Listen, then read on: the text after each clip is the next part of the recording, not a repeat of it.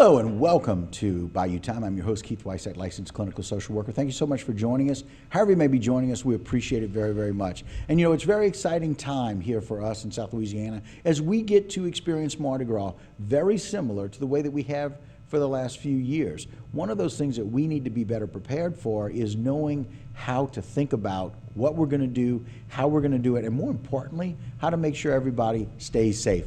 I can't think of two better people to come on and tell us a little bit about that than Chief of Police Dana Coleman. Thanks for being here today. We appreciate it. Glad for having me. All right. Thanks for having me. Sitting next to him is the Lonnie Lusco, Captain Lonnie Lusco with HPD. Lonnie, thanks for joining us. We appreciate it. Thanks for having me.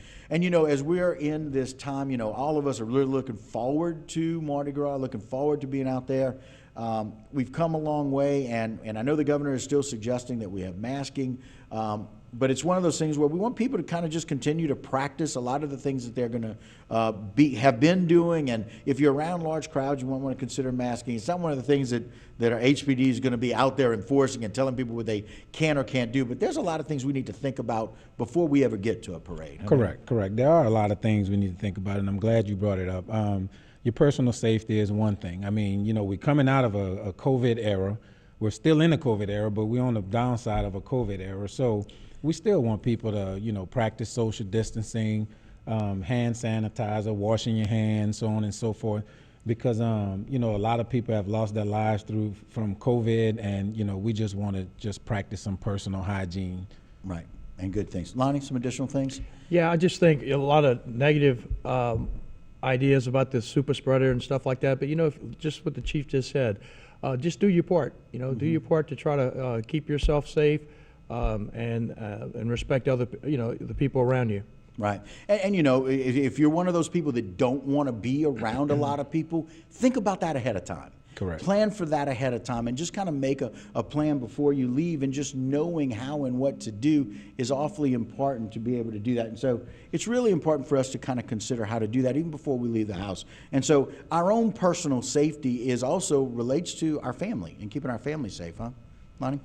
Yeah, and just like you had said earlier, make sure you bring your own, you know, count on having your own hand sanitizer. Right. Bring your own mask. You're going to be with your social group, you know, and you know, try to stay out of other people's immediate areas and stuff. And I still think everybody can still have fun and not be at such a heavy risk. Right.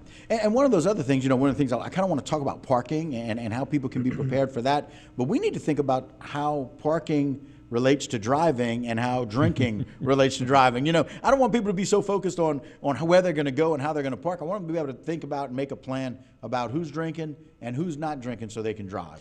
That is very important. Whenever you attend these functions or any kind of function, always have that designated driver.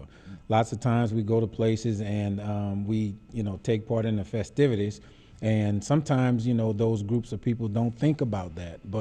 And we run into issues. We see them within our department where we have to deal with, you know, drunk driving and stuff like that after functions. So, I mean, police yourselves. When you attend these functions with family and friends, designate that person to be that designated driver. Right. And I agree with that too. And just remember, carpooling helps out a lot. Carpooling, designated driver, same situation. But when you do park in these different areas, be careful where you're parking. We do have issues at times where people park because it's Mardi Gras. They'll block driveways, they'll block fire hydrants, restricted areas, and it's just a lot more added work that we got to do. And if we can't get a hold of the registered owner, sometimes we have to have that vehicle removed from the area. But you know, while talking about parking also, we do have police on the routes, but we also have police working behind the scenes of the routes. But just to help us out, make sure you don't leave anything exposed in your vehicle. Make sure your vehicles are locked. If you have something of value that's in your vehicle, go ahead and lock it in your trunk, or if you don't really even need it in your car, leave it at home before you make it out to the parade route. Yeah, and it's just one of those things, again, we're talking about planning and pre-planning and being planned for that. A lot of people, they've been really wanting to go to a parade here for a couple years now. Yeah. You know, and there's a lot of excitement for that, but let's use the 2 years we couldn't do things to think about how we can do it better this year. Lonnie, you bring up a great point. Let's make sure that if we're not having all of our personal belongings right near us and with us, leave them locked up somewhere else, and just have a good plan about that, because there are going to be some people, they don't think like we do. They may be thinking this may be an opportunity. We don't want to create an opportunistic situation for somebody to take something of yours. That's correct. That's correct. And like you said, this year is going to be a lot of excitement. We didn't have Mardi Gras last year. I mean, we kicking off this Friday with the crew of Hercules, and we all know when Hercules hit the ground running is always a big show. So the first one on the first Friday night, right? Correct. First one on the first Friday night. Everybody's excited. They're pumped up and just ready to rock and roll. So even though you get caught up in the excitement of it, I mean, at least try to police yourselves. And what a great comment. And that's one of those things that I think we just kind of ask people to do, is to truly police themselves and think about that beforehand going in. Lonnie brought up another good point. If we carpool, we have less parking issues. That's right. And there are a lot of people that when it comes Mardi Gras time, they're going to block off their private property. And so if somebody parks there when they're not looking, and it's private property, then HPD kind of gets called in, and that vehicle may have to be removed. And that's not something that you want to do. We want people to be able to enjoy it. Right, because if they're illegally parked or blocking a private drive, the registered owner is the one that's responsible for that tow bill to be able to get their vehicle back, and that's spending wasted money. Yeah, and we don't want to do that this particular year. We talked a lot about what to do beforehand. Let's talk a little bit about a day in the life of the parade itself and some of the things people maybe need to think about, maybe some parental reminders. Lonnie? One thing is everybody's having fun. They're watching the floats pass. Sometimes the children are forgotten, in a sense, for a quick second, and then they get mixed into the crowd. So make sure you never leave your kids unattended. Mm-hmm. And one thing, especially for a younger child, is make sure that that child has like a piece of paper in his pocket that has his name, his phone number, and his address. And it's not a bad thing to locate the police officer on your corner and go introduce the child to him. The police officers love talking to our children.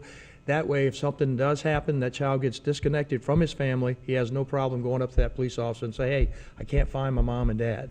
Yeah, and so just two of the things that are so very, very important.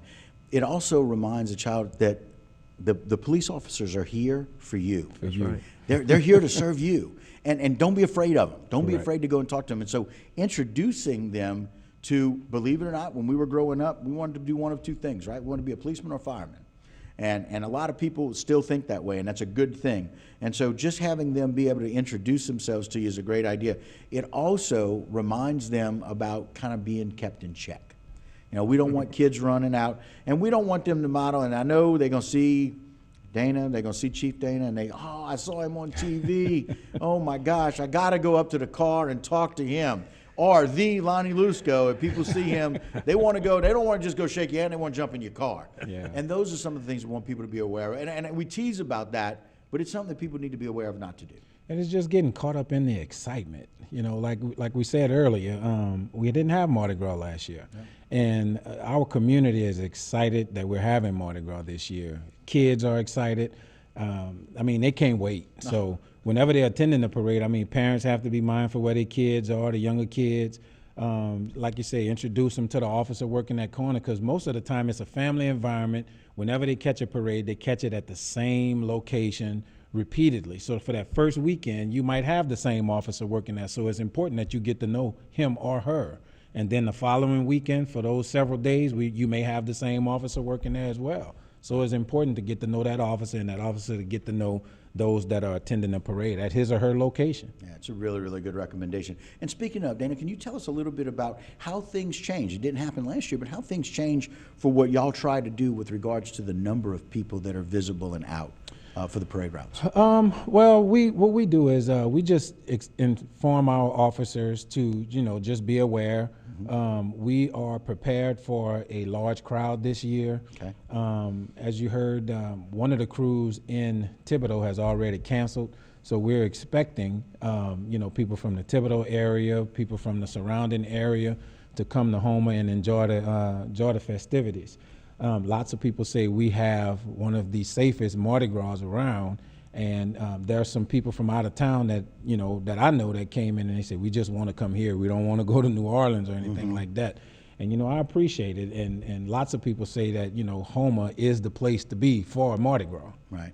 Well, it talks about how important what your roles are, both of you, in what you do and how well trained your staff is, and all of the people that are boots on the ground, if you will, making sure that people are being safe. So it actually is a compliment to you and what you guys do at HPD, and so we thank you, for that. That's a really big deal.